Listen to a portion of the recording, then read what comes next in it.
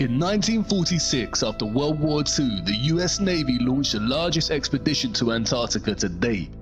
Titled Operation High Jump, the mission was led by Admiral Richard E. Byrd. The official narrative of the mission's objectives were to establish a US military and scientific research bases on the continent of Antarctica. Although Admiral Byrd's previous missions to Antarctica before the war gained him notoriety, they primarily failed due to the harsh conditions. Operation High Jump proved just as treacherous, with some of the crew perishing in blizzards and plane crashes, and resulted in early termination.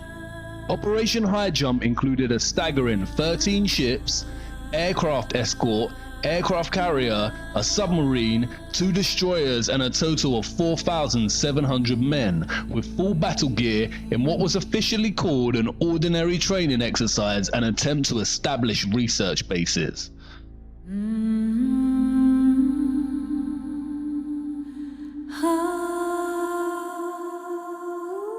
Speaking about the operation, Byrd said that the most important result of his observations and discoveries is the potential effect that they have in relation to the security of the United States.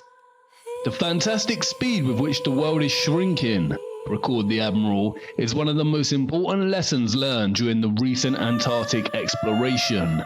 I have to warn my compatriots that the time has ended when we were able to take refuge in our isolation and rely on the certainty that the distances, the oceans, and the poles were a guarantee of safety. He also said he didn't want to frighten anyone unduly, but that it was a bitter reality that in the case of a new war, the continental United States would be attacked by flying objects which could fly from pole to pole at incredible speeds.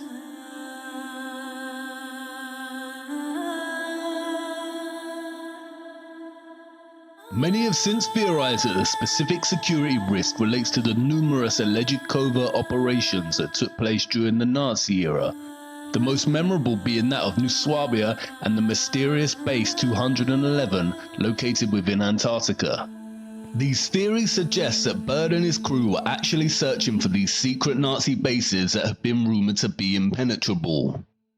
There are rumors and speculations that the Nazis had developed a type of aircraft with anti-gravity, specifically the type we now associate with flying saucers, and were able to not only just leave the planet and journey into space, but also launch very powerful attacks on any challengers.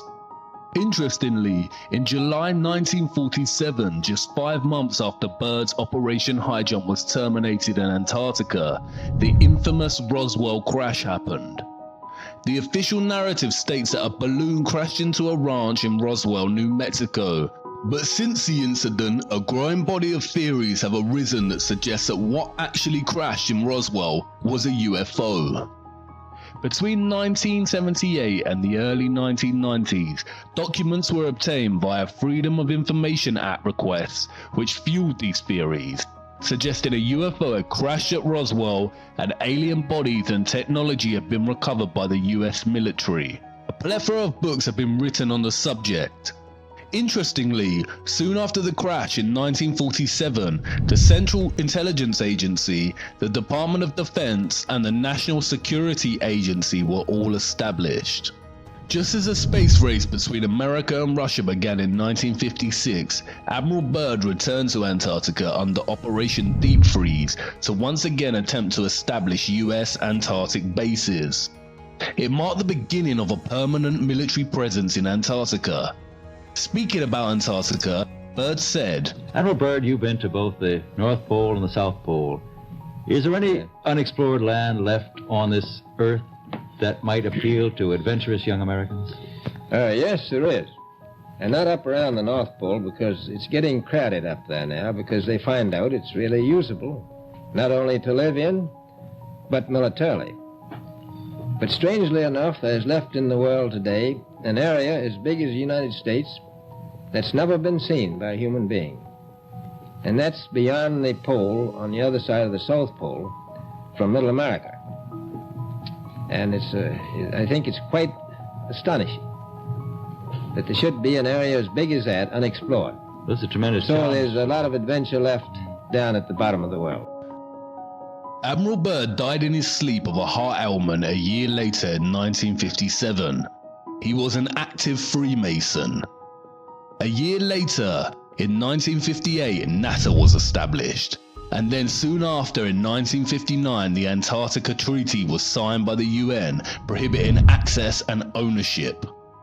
I do not dispute that the Nazis created advanced technological flying crafts, and I do not dispute that many of them could have potentially fled to deep Antarctic bases. What many are not taught in history lessons at school is that many Nazis actually fled to America after the war. Remember, all wars are carefully choreographed by the satanic Illuminati elite. They are illusions cast upon the people using a system of us versus them, when in reality the us is funding the them, and vice versa. Werner von Braun was a German-born aerospace engineer and so-called space architect, and worked on Nazi Germany's rocket development program. In 1960, him and others were hired by NASA, where he served as director of the newly formed Marshall Space Flight Center. He was also chief architect of the technology that supposedly landed the Apollo spacecraft on the moon. What many haven't realized is that the Roswell crash and UFO narrative of 1947 was a carefully wrought and insidious form of false flag that can be classified as a psyop. A psyop is a psychological operation designed specifically to convey selected information and indicators to audiences to influence their emotions, motive, and objective reasoning. Psyops plant ideas in people's minds in a covert way. And what better way to create intrigue and hype for the upcoming space race of the 50s than to leave crumbs of information suggesting alien life? Psyops are highly manipulative and can work in a reverse psychological manner in which the recipient feels that the information must be true because it was secret. The Freedom of Information Act releases worked on a big portion of the public in just this manner. They appeared secret with just enough deliberately planted UFO and alien references to provoke an intended response in their audience. Other very famous leaked government documents such as Majestic 12 work in the same way. Just because something leaks does not mean it is true. Leaks can be plotted to influence and manipulate. And it makes getting to the truth really tough business. If a government has top secret information, mitigation procedures make it very difficult to leak, and that's why any leaks that do make it out require high skepticism and proof by evidence. The Pizzagate emails actually tell us minimal, but the real life evidence and prevalence of such evidence validates them. Leaked UFO alien disclosure works the opposite way. We have next to no evidence of this existing other than the so-called secret information suggesting its existence. Governments, the media, and Hollywood do not explore satanic child sacrifice. In fact, they act very fast to censor it quickly, but they do love to entertain the alien agenda whenever they get a chance. You see, there is a secret, and it's a secret that they do not want us to know. It is one of the greatest secrets of all time. And Roswell, Nazi UFOs, NASA, the space race, and the moon landings were all carefully designed to cover it up. You see, as the space race was heavily underway, there was another military operation taking place. Before we turn our attention to the specifics of this operation, it is necessary to take a look at another US Navy leader, James Van Allen. During the same time period between 1946 and 1954 that Admiral Byrd was exploring the North and South Poles, so was Van Allen. The satanic scientist Kabbalah priests tell us that he was conducting experiments to discover more about the Earth's magnetism, or magnetosphere. Van Allen had developed this bizarre invention called a rockoon, a balloon rocket combination that lifted missile rockets on balloons high above the Earth's atmosphere before firing them even higher. And he was conducting these experiments at the Arctic and Antarctic regions. What he discovered was, of course, named the Van Allen belts. NASA tells us that the belts are barriers of seething radiation that surround the Earth, and a collection of charged particles gathered in place by Earth's magnetic field. The belts extend from the starting altitude of 640 kilometers all the way to 58,000 kilometers. According to science, the belts begin at 640 kilometers, or what is referred to as just above low Earth orbit. And this is where it gets tricky for NASA and the governments of the world. Listen to what they say. As we get further away from Earth, we'll pass through the Van Allen belts, an area of dangerous radiation. But Orion has protection. Shielding will be put to the test as the vehicle cuts through the waves of radiation. Sensors aboard will record radiation levels for scientists to study. We must solve these challenges before we send people through this region of space. And unlike the previous program, we are setting a course with specific and achievable milestones. Early in the next decade, a set of crewed flights will test and prove the systems required for exploration beyond low Earth orbit, beyond low Earth orbit, beyond low Earth orbit. The kinds of technologies that we're testing out on Space Station are definitely helping us with our goals of going beyond low Earth orbit. So we have a really robust exploration program at NASA. Plan that NASA has is to build a rocket called SLS, which is a heavy lift rocket. It's something that is much bigger than what we have today, and it will be able to launch the Orion capsule with humans on board, as well as landers or other components to destinations beyond Earth orbit. Right now, we only can fly in Earth orbit. That's the farthest that we can go. And this new system that we're building is going to allow us to go beyond and hopefully take humans into the solar system to explore. So the moon, Mars, asteroids, there's a lot of destinations that we could go to, and we're building these building block components in order to allow us to do that eventually. The moon, Mars, asteroids, there's a lot of destinations that we could go to. The moon, Mars, asteroids, there's a lot of destinations that we could go to. The moon, the moon, the moon. Wait, what?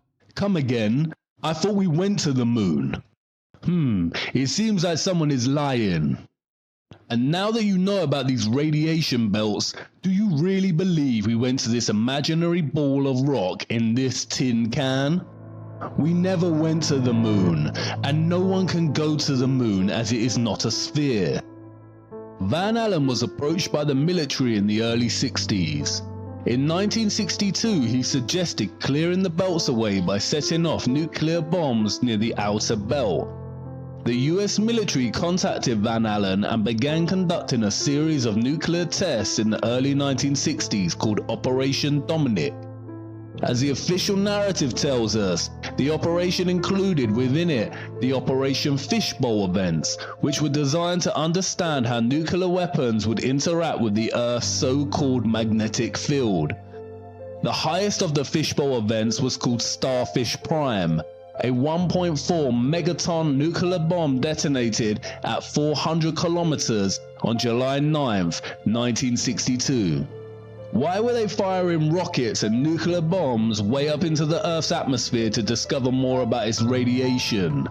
You do realize that nuclear bombs produce extreme radiation. You do not discover the chemical composition of lemon juice by squeezing more lemon juice onto it. And this is the secret. No one in history has ever left Earth. You cannot leave Earth. They are telling you to your face. Now, one thing I really want your generation to embrace is that the Earth is a closed system. The Earth is a closed system. We cannot leave the Earth. There's no place to go. And this is from one of the highest satanic scientist Kabbalah priests himself, straight from the goat's mouth. See, these Satanists just have to tell you, they are hiding it in plain sight again. And they're getting away with it because they are relying on both our inability to get our heads around the bamboozlement of impossible figures and phenomena, and they are also relying on our blind trust in the scientific institutions of the world and their word. No one has ever left flat Earth. It is a closed system, and not because there are radiation belts. No one has left because there is a dome-like roof above, of what is better understood as a firmament. We cannot leave the Earth. This is what Admiral Byrd discovered in Antarctica. They discovered the foundations of the firmament. And that's why you cannot go to Antarctica. It is literally the edge of the Earth. And I know what you're probably thinking. What? This is going from crazy to crazier to insane. But by now you already know what I am going to say. Let me show you. In 2014, civilian space geeks constructed their own rocket with a camera on and sent it up with the goal of being the first civilian rocket to make it to space. Look what happens. Our mission as the Civilian Space Exploration Team is to be the first civilian team in history to launch a rocket that reaches space.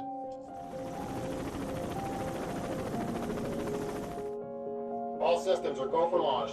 T-minus 10 seconds. 9, 8, 7, 6, 5, 4, 3, 2, 1.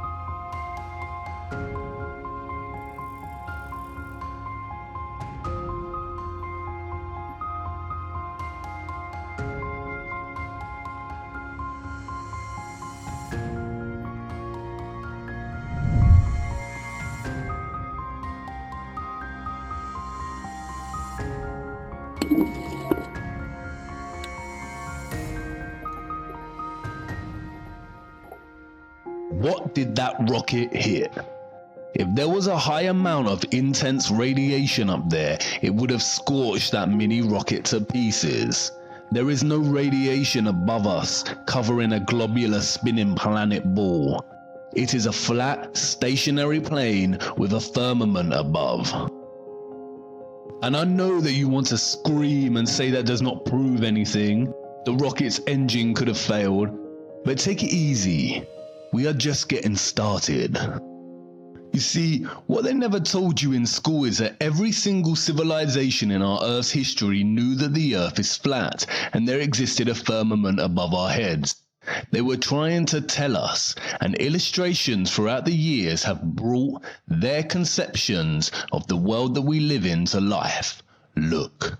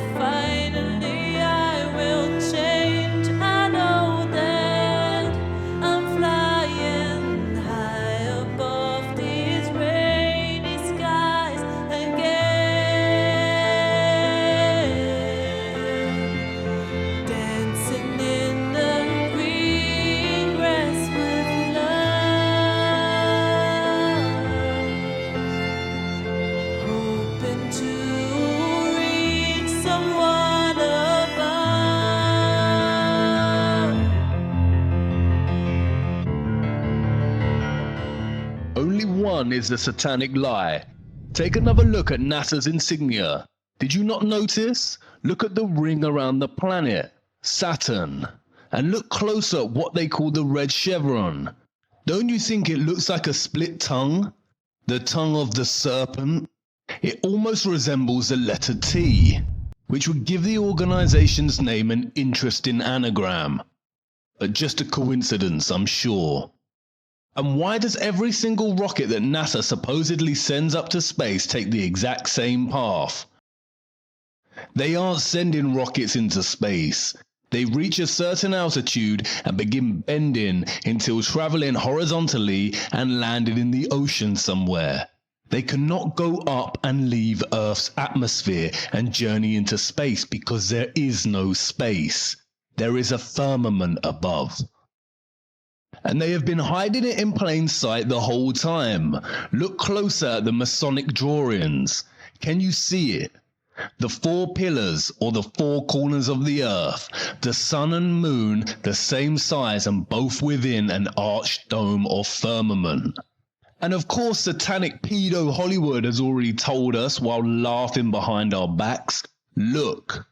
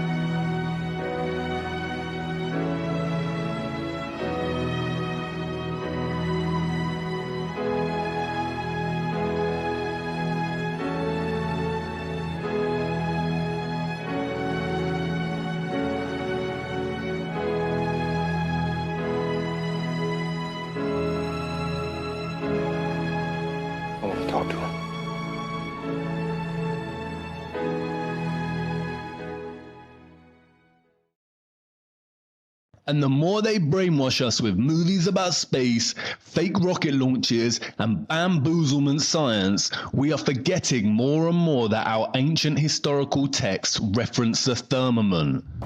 The Book of Enoch, a non-canonical biblical text that was discovered as part of the Dead Sea Scrolls, reads, And I saw the cornerstone of the earth, and I saw the four winds which support the earth and the sky, and I saw the winds which turn the sky and cause the disk of the sun and all the stars to set. And I saw the winds of the earth which support the clouds, and I saw the paths of the angels. I saw at the end of the earth the firmament of heaven above. The Quran references it. With power and skill did we construct the firmament. The book of Job, which is older than the Torah itself, references this very firmament. Hast thou with him spread out the sky, which is strong as a molten looking glass? What does that mean? A molten looking glass. So, I guess I'm up against the highest, hardest stained glass ceiling. So, I guess I'm up against the highest, hardest stained glass ceiling. It may be hard to see tonight, but we are all standing under a glass ceiling right now. I know we have still not shattered that highest and hardest glass ceiling, but someday someone will, and hopefully sooner than we might think right now. Although we weren't able to shatter that highest, hardest glass ceiling this time, thanks to you, it's got about 18 million cracks in it, and the light is shining through like never before. Far out in a remote part of the Sahara Desert, there's a mystery. Scattered around in the sand are thousands of chunks of strange yellow-green glass. It is really a mysterious glass, and we scientists are still kind of puzzled how these things form. What an incredible honor that you have given me. And I can't believe we just put the biggest crack in that glass ceiling yet. Just moments ago, Hillary Clinton appeared at the convention by breaking the glass, wall? Oh, so close to the proper metaphor. Jimmy, let's help her out here. Let's break the glass ceiling.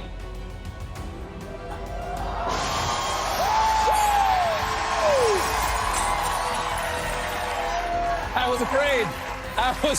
I was really afraid it wasn't going to happen there for a second. Again, they are telling us. And the crowd claps and cheers in their own ignorance. They are telling us while laughing behind our backs. But wait a minute. The firmament cannot be made of super strong glass, or that rocket would have been shattered upon impact. And I know, maybe the rocket just malfunctioned or ran out of power. Stay with me. Interestingly, the biblical book of Genesis holds some clues to this mystery. And God said, "Let there be a firmament in the midst of the waters, and let it divide the waters from the waters." And God made the firmament, and divided the waters which were under the firmament from the waters which were above the firmament. And it was so. Could there really be water just above the firmament and directly below it? It sounds like an absurd concept. Not as absurd as bending oceans wrapped around a spinning space ball, mind you. So let's investigate. It's the stars and the planets themselves that offer more clues. In case you forgot, the planets that NASA and other official space agencies show us are CGI, or artistic renditions. We have seen their lazy Photoshop skills exposed in previous episodes. We see something very different when we use an advanced and powerful lens, like found on Nikon cameras, and look at the planets above us. Look.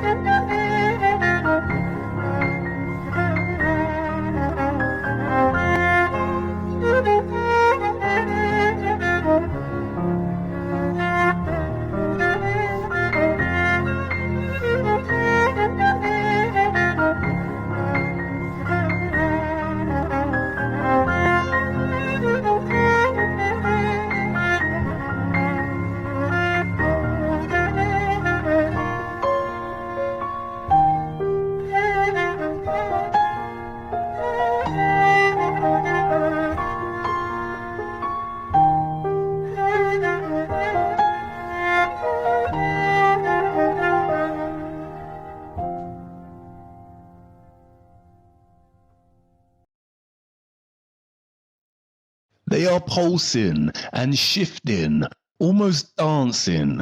NASA says this is because of the Earth's atmosphere, but as we just saw, not all of them follow the same pattern. Each planet here radiates its own specific patterns and light movements. You see, what we call the planets are actually stars like the rest of the stars we see at night. And the sun is a sun, not a star. This is a star, and this is a sun.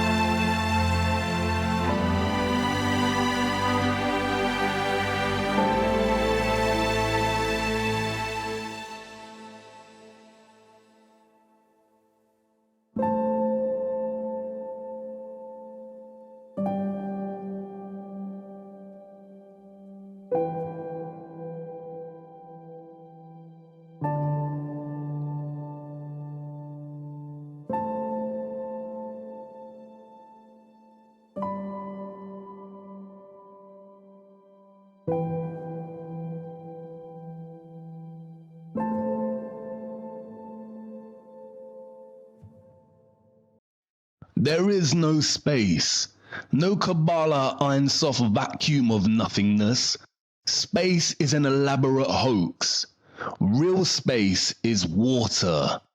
And the water below the firmament appears to be some kind of gooey substance that is paradoxically soft and yet impenetrable. They cannot get through it. And it seems that one scientist found a similar kind of substance within the dark depths of the ocean. One of the strangest places on the ocean's floor was only just discovered in the 1990s. I might agree as one of a handful of people to ever see it in person. Without a doubt, one of the most amazing things that I had ever seen in the bottom of the ocean. It was while filming The Blue Planets in the Gulf of Mexico. And I noticed there's something out in the distance. Couldn't tell exactly what, but it looked like a dark band. And as we approached it, the dark band became a donut. I saw this donut. It was black in the center. What the heck is that? And so as we get closer and closer to it, I noticed that the black band had what appeared to be kind of steam over it. And then I looked, and there was water black against the shoreline. This band was a ring of muscles. And inside the ring of muscles was a lake. And it's like, wait a minute. I'm already underwater. He went out over the water in this lake and tried to descend in it and stopped. It was so super saline and dense that the submarine didn't go down it. We literally stopped. And as we bounced off, we sent ripples heading back to the shoreline. It was insane. I've never seen anything like it. Coincidentally, a few days after this aired on the television that he had made this discovery, when him and his friend were flying the helicopter, it exploded and he died. It was this delta that sparked Mike Degree's interest in underwater filmmaking. Degree became famous for his work with Oscar-winning director James Cameron filming the wreck of the Titanic. He was working on a new project with Cameron in Australia when the helicopter he was flying in crashed, killing Degree and the pilots. NASA tells us that our globe is spinning at 1,000 miles per hour on its axes and 67,000 miles per hour around the sun, which is then traveling at 570,000 miles per hour within our galaxy. If this was truly the case, then we would not see the same constellations in the same places in the night sky. The night sky would be completely random and perpetually changing. But it isn't. As we've seen, the stars above us, attached somehow to a great, immense and mysterious firmament, travel in circular motions around our flat, stationary Earth, with Polaris, or what we call the Northern Star, a fixed unmoving point in the center, and above the center of our Earth at the North Pole.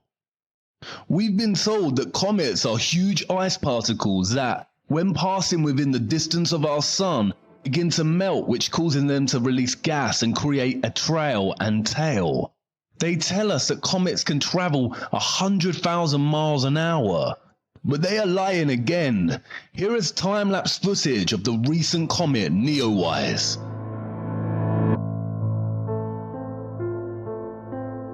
As you can see, the comet is not actually moving in its own path. It is fixed in its area on the firmament and moving in conjunction with the rest of the stars. There is no traveling comet journeying at 100,000 miles per hour. But look closer. Can you not see it? It is a large opening in the firmament, casting a ray of light from whatever exists behind and through the water beneath it, much like you see with the light entering in an underwater cave opening deep in the ocean. There's a very simple experiment that you can do in the comfort of your own home to prove the existence of the firmament or earthly dome. Create a rainbow. National Geographic tells us that a rainbow is a multicolored arc made by light striking water droplets. The The most familiar type rainbow is produced when sunlight strikes raindrops in front of a viewer at a precise angle. Rainbows can also be viewed around fog, sea spray, or waterfalls. A rainbow is an optical illusion. It does not actually exist in a specific spot in the sky. The appearance of a rainbow depends on where you are standing and where the sun or other source of light is shining. They go on to state that rainbows are the result of the refraction and reflection of light. Both refraction and reflection are phenomena that involve a change in a wave's direction. A refracted wave may appear bent, while a reflected wave may seem to bounce back from a surface or other wavefront. Light entering a water droplet is refracted. It is then reflected by the back of the droplet. As this reflected light leaves the droplet, it is refracted again at multiple angles. Refraction is the bending of light. It also happens with sound, water, and other waves, as it passes from one transparent medium, such as glass, into another. Here we see the white light hitting the glass triangular prism and refracting the light into a straight rainbow. We have never seen a straight rainbow, a triangular rainbow, or one that forms right angles or goes up and down or left to right. In order for refraction to take place, the white light has to reflect through a prism, which has to be transparent like glass. So whatever the white light of the sun is hitting when we see a rainbow, it has to be the shape of the prism it is hitting. The rainbow is always there, but there needs to be a screen for us to see it. The rainbow is always there, but we only see it when the rain forms a condensed mist, like a screen. That's why we see smaller rainbows in garden sprinklers, and it's important to note that the rainbows we see in garden sprinklers retain the same shape as the ones we see in the sky. The screen mist of water provides us a screen to see the refracted light of the rainbow, which holds its prism's shape, i.e. a glass dome. It's really that simple. In the same way the laws of density and perspective are really that simple. But here's where it gets unbelievable. Look at this image of a rainbow reflected in the ocean. Notice how the colors are reflected, like in a mirror, so the colors are reversed. The violet, indigo, and blue that are always at the bottom of the rainbow are here at the top of the rainbow in the reflection. Now try this for yourself at home. ScienceSparks.com tells us how we can make a rainbow. You can either make a rainbow with a mirror. Try placing a mirror inside a glass and angling the glass so sunlight hits the mirror. You should be able to reflect a rainbow onto a wall. Or you can do the same exercise, but instead of using sunlight, you can shine a torch. The rainbow that is reflected from the flat mirror, i.e. the prism, and the screen of water, like when it rains or there is water mist, creates a near straight rainbow onto the wall. If water is the reason for creating the arched rainbow shape, as science says, then why does it here produce a straight rainbow?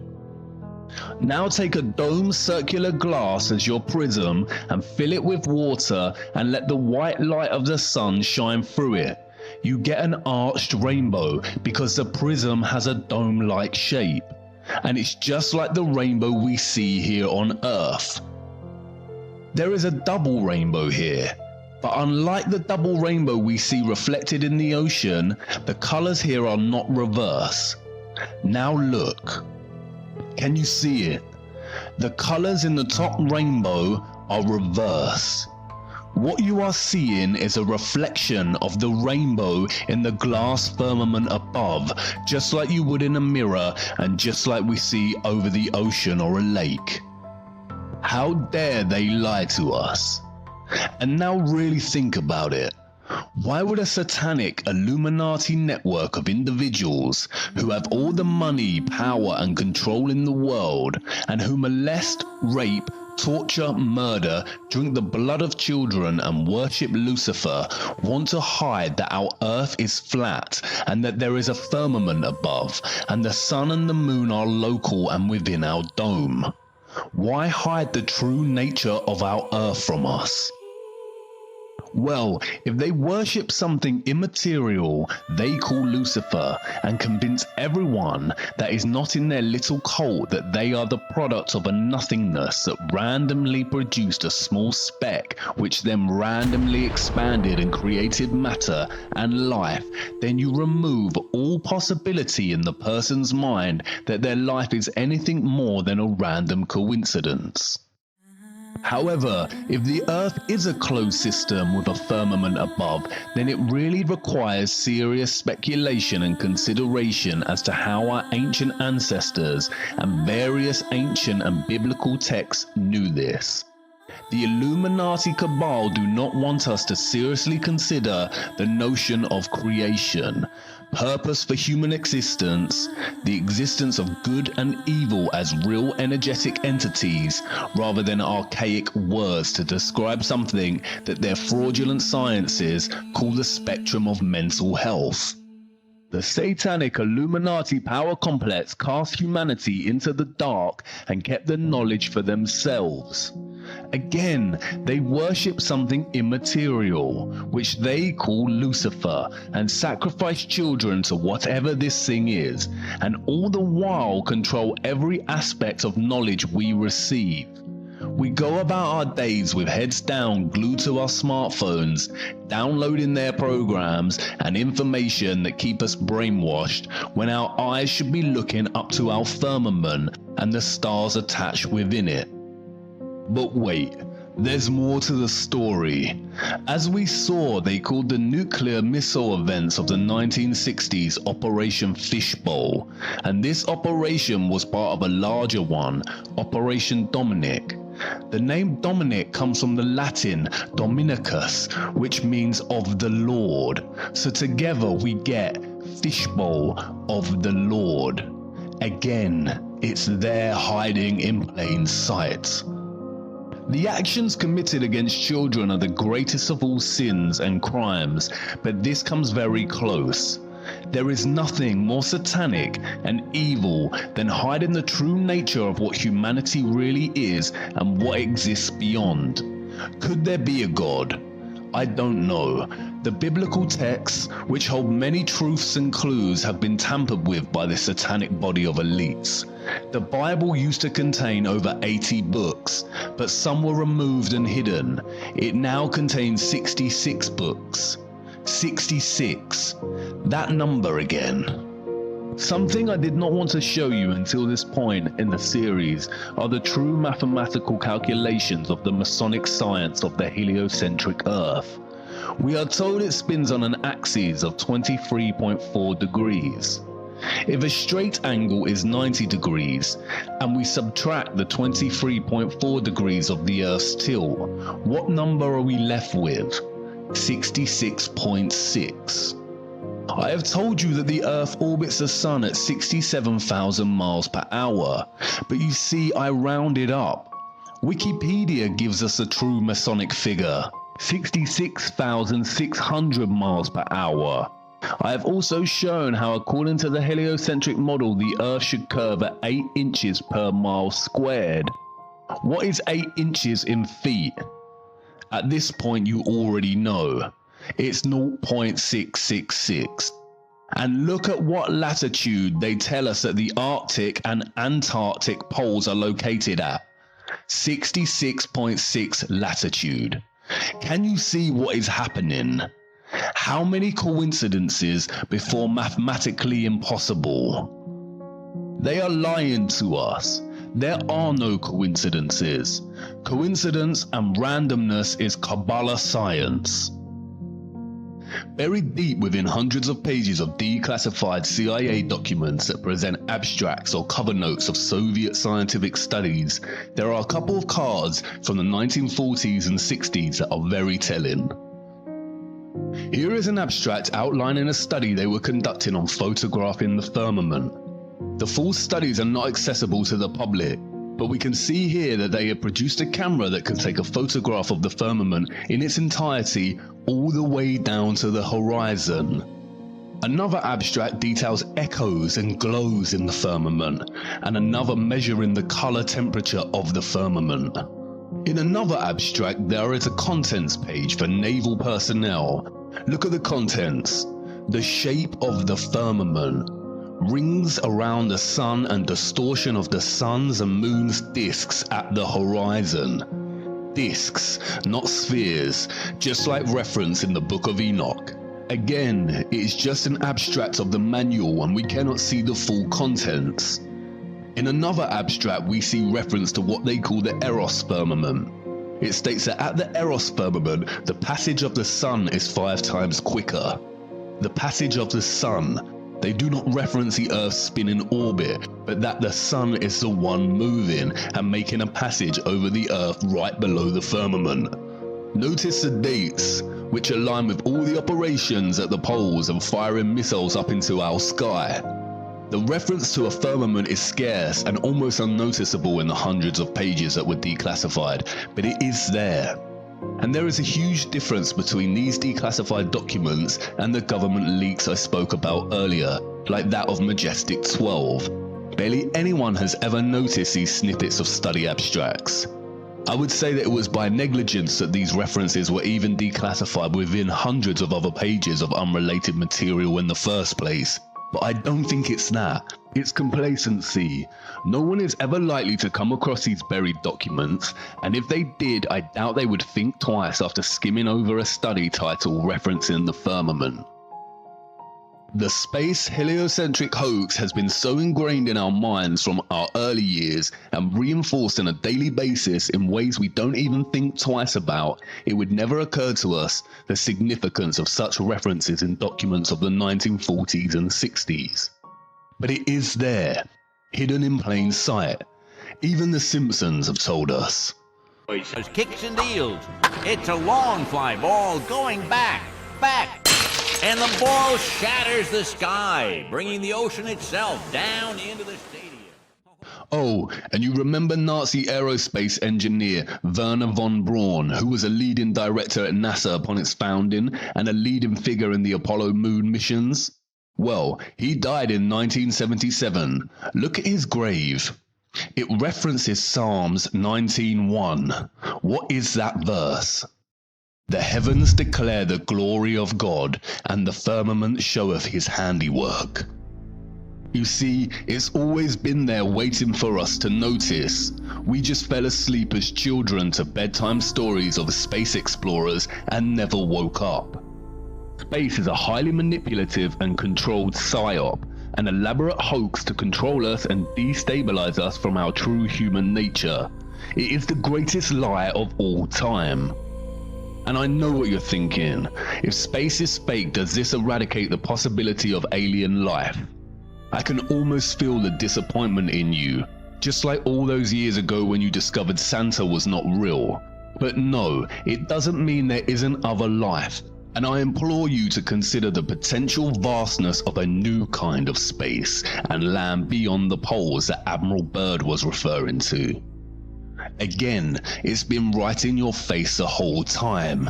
ETs, extraterrestrial, aka extraterritory.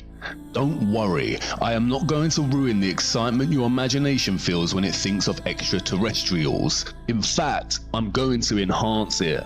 But before I do that, however, we need to examine more of our flat stationary plane that is bound by the wonder of our firmament and the waters above. We still have time, and I need to make an important stop first. Come on, move swiftly. Follow me to part 9. I need to show you the panic they are in now their little secret is starting to emerge.